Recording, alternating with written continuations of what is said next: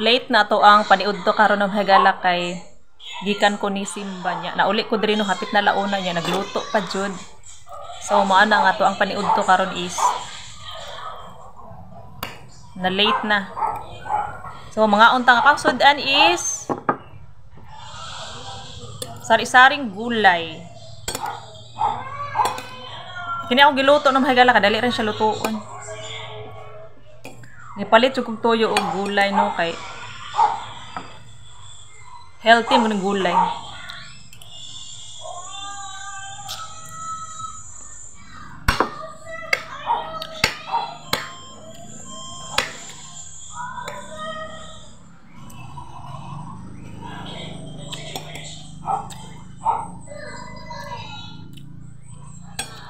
Medyo arang-arang ng timpong karon ng higala kay wala dyan nakaulan.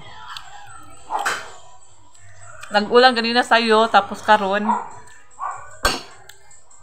nakaulit na ko sa balay, no? Pero wala dyan nakaulan. Wala na nibalik ang ulan.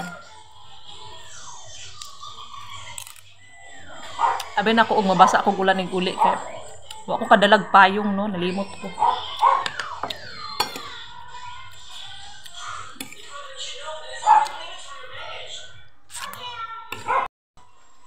Humana to og paniod to, mga on napunta og fig pie nga lami kaayo.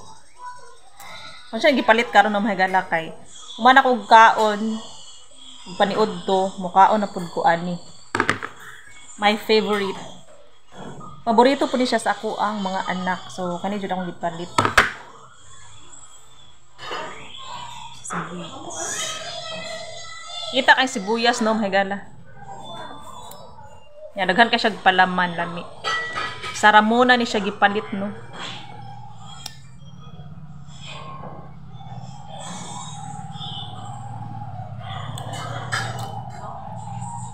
Daghan siya palaman, mahigala, tapos daghan po siya og sibuyas.